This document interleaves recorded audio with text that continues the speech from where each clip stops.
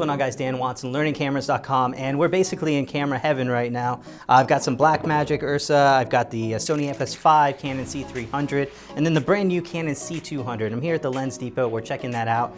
You can check them out for some really cool rentals if you need any of these cameras. These are all here. They've got the brand new C200 in stock, so check them out. Also, I've got a link in the description for them.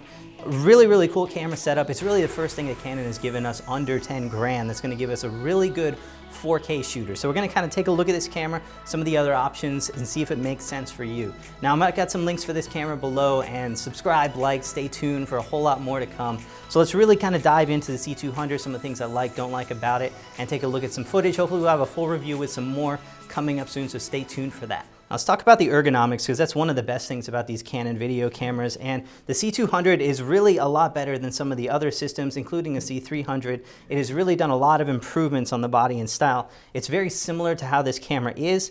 We now have some audio controls on the back, which is really nice because it sucked kind of having to go onto the top of this camera to be able to access those. And so we have them on the back where they should be. We also have, most of our controls are similar layouts. We have SD cards on the back. You do have two SD card slots, which will record 4K, 8-bit. We only have 8-bit recording in this one, no 10-bit recording, and then we have some RAW, which I'll talk about in a minute. But we do have two SD card slots, which will do 4K 60 frames per second or 1080p at up to 120 frames per second.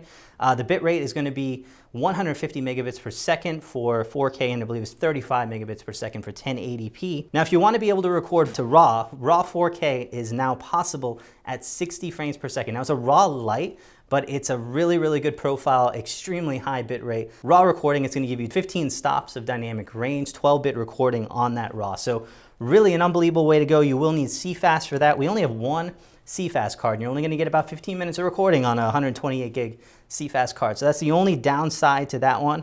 I wish we did have two CFast cards like we do on the Blackmagic, but you're left with one of them, and so if you're a RAW recorder, it is an option, but you're going to be a little bit more limited on that one. Now, that lacking feature that we do have is the 10-bit recording, and while we do have it on cameras like a GH5 that I'm using to shoot this with, in a 4K, you're going to be limited to 8-bit recording on those SD cards or going to the RAW Lite if you need more dynamic range. So we'll kind of take a look at that and see how it works out, but that's the only limitation that I see so far. Now, one thing that I really like about this camera is if you want to go a little bit smaller, it's very easy to take this monitor right off.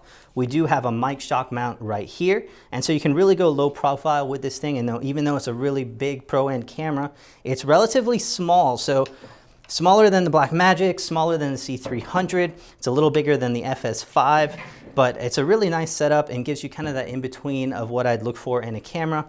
And with the great ergonomics of this thing and being able to use it in a variety of ways, we can actually mount this monitor to the back. There's all kinds of ways of aligning this thing. So it's a really nice setup.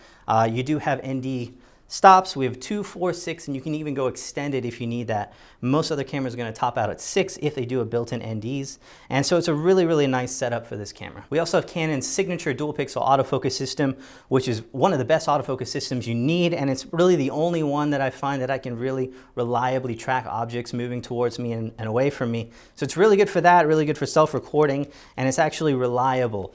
Now, one thing that I have noticed so far is that even though if I tune this thing with the speeds all the way down and the response all the way down, it is a little bit jarring moving from one point to the next. Still really good with tracking moving objects, going back and forth, but it's a little fast and a little jarring. I don't know why it's not as smooth as what I've noticed in some other dual pixel setups on other cameras like the DSLRs. So that's the only thing I noticed, something that could be fixed with firmware, but I'm not sure if it's some setting that I'm missing on here or some fine tuning that's needed on this camera, but keep in mind. Also, your Canon RAW is a light profile, and it's really, since it's a brand new format, it's only recognized right now in, I think, one editor, not recognized in Premiere or Final Cut yet. So it's going to be a little difficult to be able to record that without having to go through multiple programs to get that the way that you want it. But hopefully we'll have some more support for that soon. But that's going to be the only limitation with that. And we don't have anything like ProRes or anything like that on this camera. So we're a little bit limited on the type of recording we can do. Cameras like this can record ProRes without any issues, and so straight into the camera. So we are missing that, and I wish we did have some other kind of formats and bitrate options. Canon has now moved the audio controls onto the body, so we have dual XLR inputs right on the front. You also have your normal mic input onto the back. Right here is where our dual XLRs are, and the mic input is right here on the front. And so Everything is now contained in the body, which is really nice. So if you really want to get this handle off and go a little bit more low profile, you can.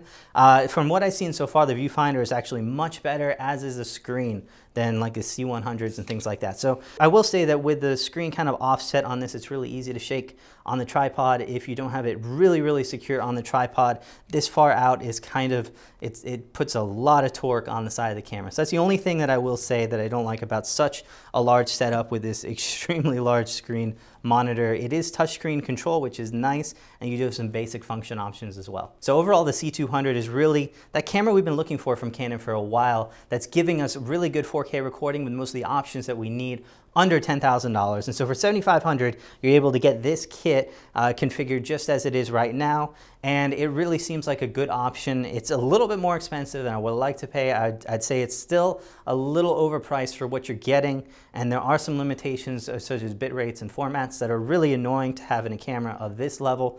I know they're trying to protect some cameras like a C300, but still give us some options like that. It's not any extra cost. I really wish that Canon wasn't limiting those things as much. But if you need 4K recording and you're looking for that Canon, especially if you need dual pixel autofocus, Canon Log is excellent, and the ergonomics on this camera are excellent, as well as the lenses. So many lens options for the EF mount.